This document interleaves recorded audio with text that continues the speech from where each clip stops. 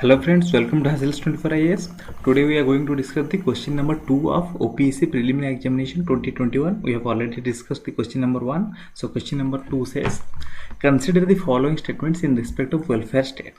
A welfare state is one which, and there are 4 statements, okay, which promotes political well-being of its citizens.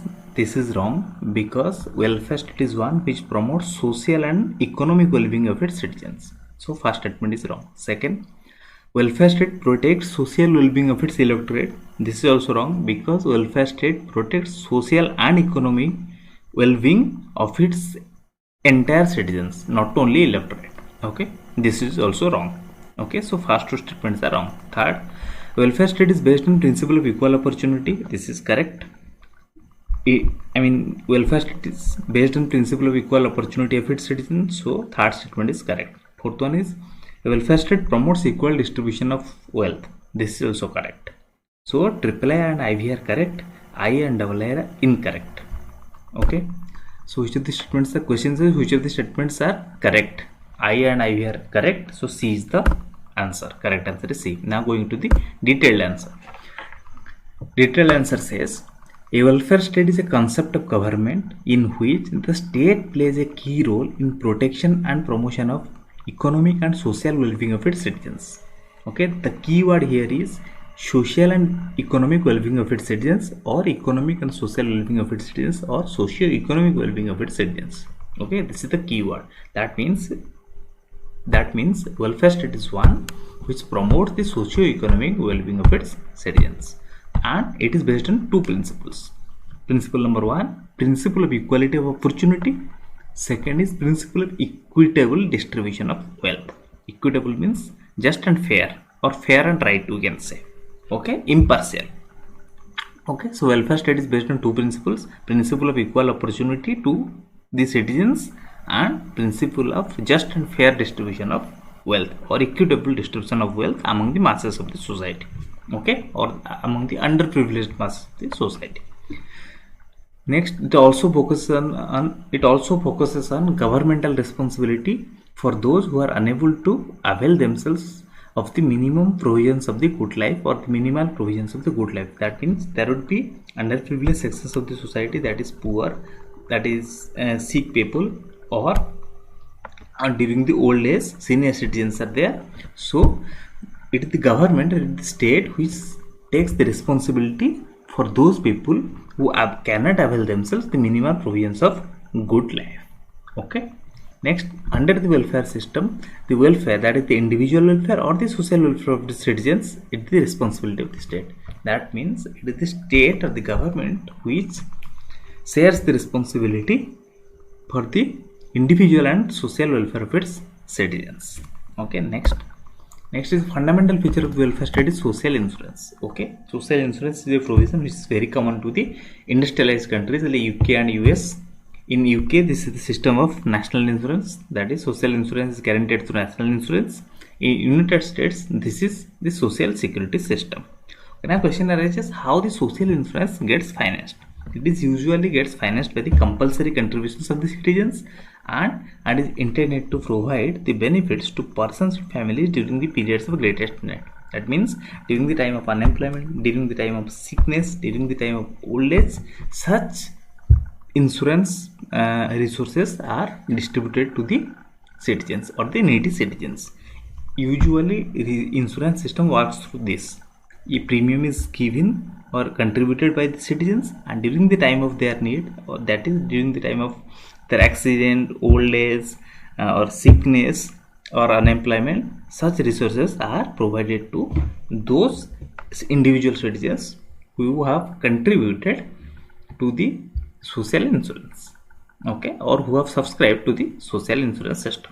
Okay. Next, what else elements are there in the welfare state? Other elements of the welfare state are basic education, health services, housing, anti-poverty programs, and the system of personal taxation can also be regarded as an element of welfare state. Basic education, we all know, for example, India is a welfare state, or India is a welfare state. Basic education, 6 to 14 years, basic education has been guaranteed as a fundamental right and free. Or okay. Next is health services, and there are also right to Education Act which has been passed, and benefits have been given to the underprivileged children. Next is health services. We all know the Ayushman Yojana of the government, the central government.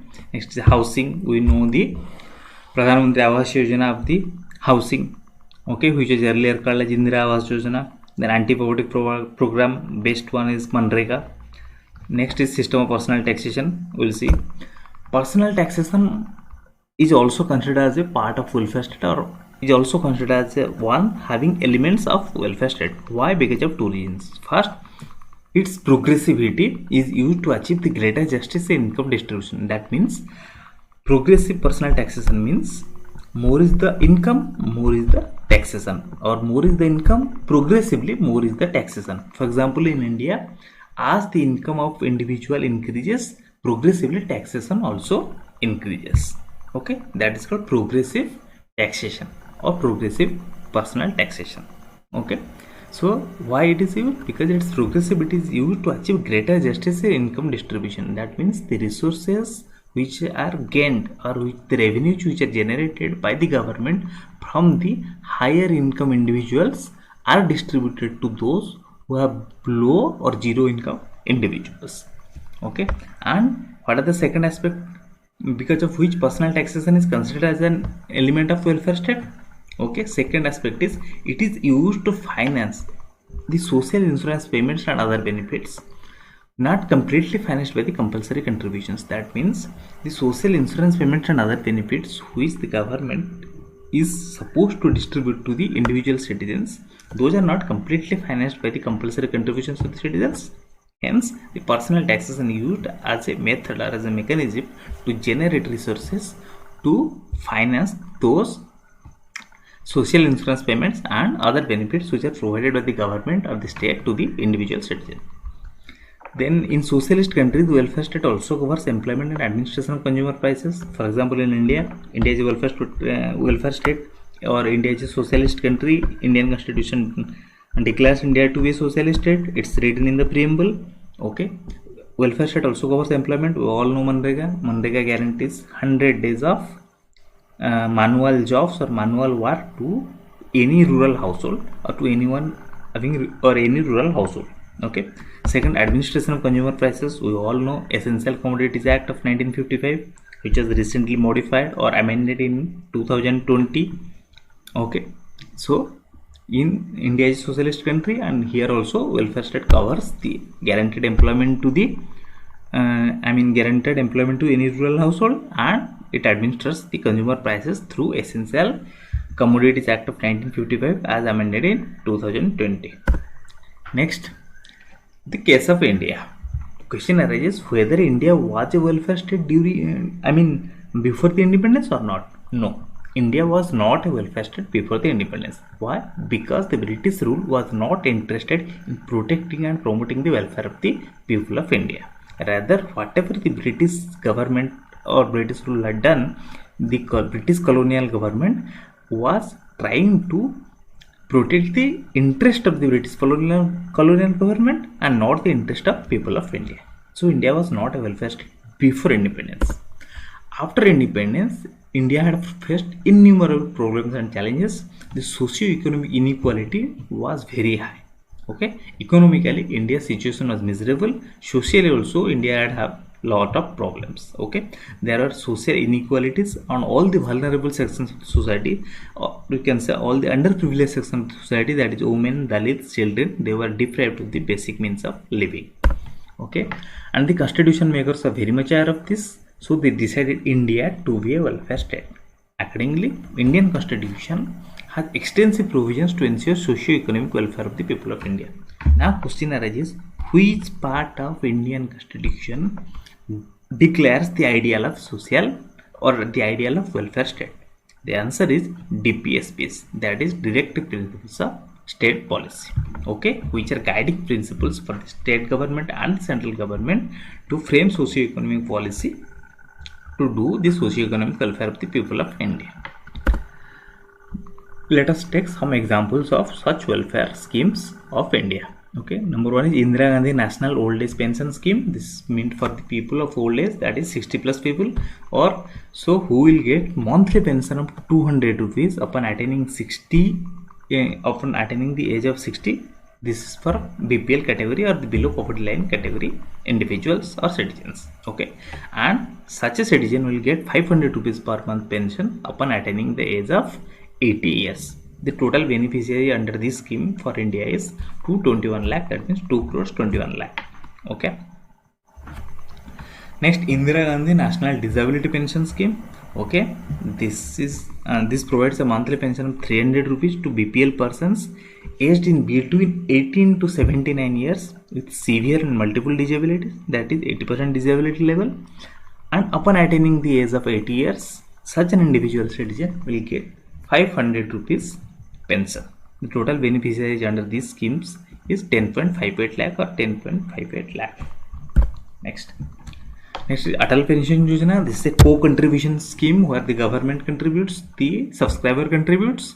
Atal Pension Yojana is a pension scheme launched by the government of India which focuses on unorganized sector workers. The focus lies in the unorganized sector workers which are not otherwise covered through social insurance. Okay, what are the benefits? The benefits are, under Atal Pension Yojana, a minimum guaranteed pension scheme of pension of 1000 rupees or 2000 rupees or 3000 rupees or 4000 rupees or 5000 rupees per month will be given to the individual citizen who has subscribed to this Atal Pension Yojana upon attaining age of 60 years. Now question arises, who will get 1000 monthly pension, who will get 2000 monthly pension, who will get 3000, who will get 4000 and who will get 5000 per month? That depends on the scheme through which the individual citizen has contributed to the social insurance scheme or the scheme through which individual citizen has subscribed the pension account or the pension amount. Okay, so this is the question number 2. We have discussed the question number 1 and 2. Next we will discuss the question number 3 in the next video.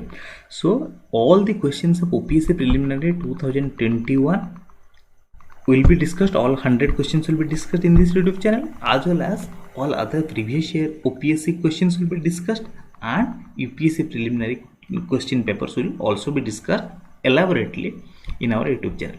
So please stay tuned to our YouTube channel. Please, thank you so much.